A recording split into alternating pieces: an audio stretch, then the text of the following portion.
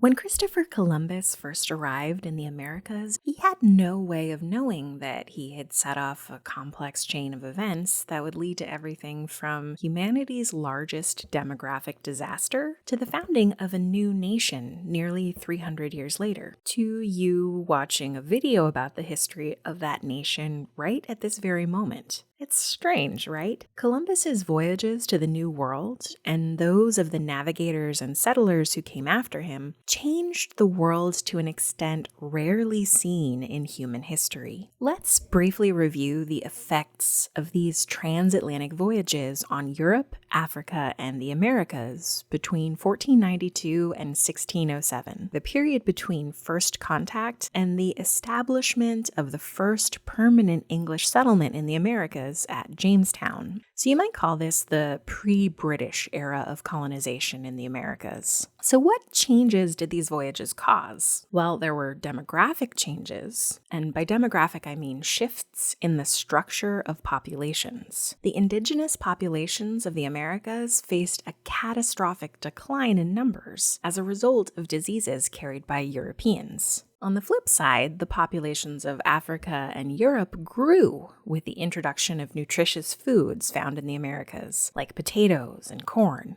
Contact also led to the creation of new cultural groups, as indigenous people, Europeans, and Africans mixed in the New World and had children together. The transatlantic voyages also led to economic changes, including shifts in the systems of money and labor. Spain extracted gold and silver from the New World by force, compelling indigenous people and then later enslaved Africans to labor in mines. These riches flooded into Europe and caused a huge increase in prices, which may have led to the development of banking and capitalism there. And European demand for laborers in New World mines and plantations led to the expansion of the slave trade, resulting in the forced migration of millions of African people to the Americas. Columbus's discovery also fostered political changes in Europe and the New World, as other European countries wanted to claim colonies of their own, and the power structure among indigenous nations changed too, with the addition of European allies and the destruction of large portions of the population,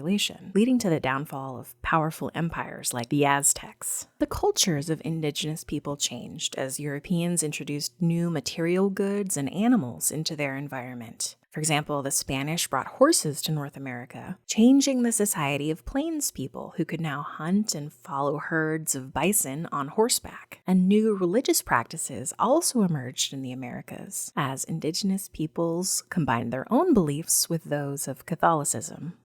By examining the effects of transatlantic voyages, what we're really doing is practicing the skill of causation. This is probably the most important skill in the historian's toolbox, understanding and arguing about what caused an event to happen or what consequences an event had on society later on.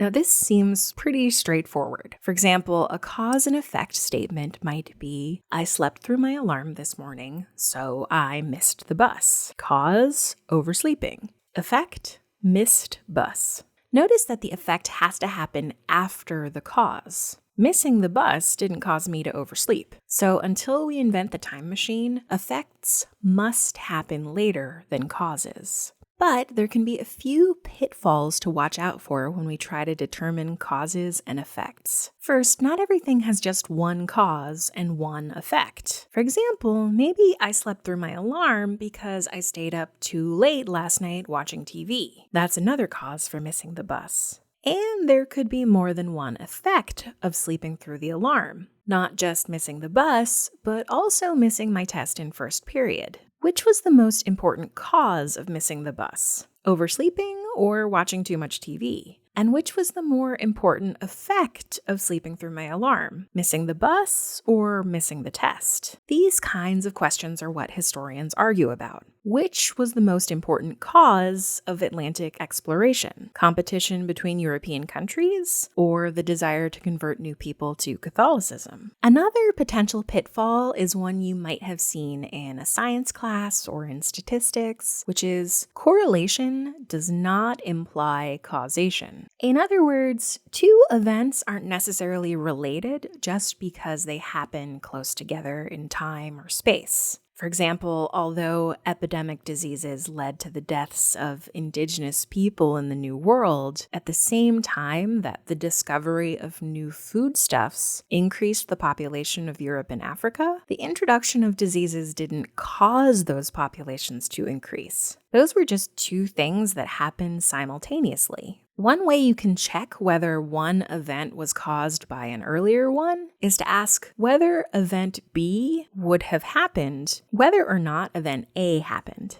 The populations of Europe and Africa would likely have increased with the addition of those new foods, even if there hadn't been any epidemic diseases at all. The last thing that we want to take into account while we're thinking about causation is the difference between short and long-term effects of an event. Missing my first period test might be a short-term effect of oversleeping, but failing the class because I missed tests would be a long-term effect. And maybe because I failed that test, I ended up focusing on a different subject in school and heading into a different career. That would be a really long-term effect. Think about the effects of transatlantic voyages that we've discussed and see if you can categorize them into short-term effects and long-term effects. You might find that some things fit into both categories as processes that started immediately but then went on for a long time, like the epidemic diseases that immediately affected indigenous people, but then continued to reshape the demographic composition of the Americas for hundreds of years.